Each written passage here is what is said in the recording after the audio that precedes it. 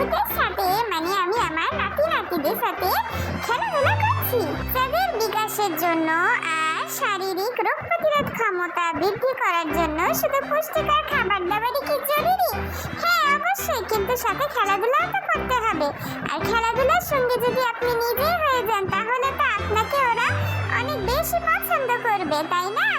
দেখুন তো কি কিউট করে খেলাধুলা করছে।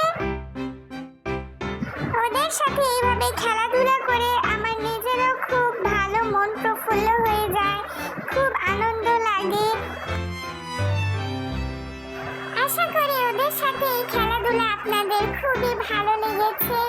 ভালো লেগে থাকলে অবশ্যই লাইক কমেন্ট সাবস্ক্রাইব করে পাশে থাকবেন। আর গুলু গুলু বাচ্চাদের এই বড় হওয়া পথ চালাতে আমাদের সাথেই থাকবেন।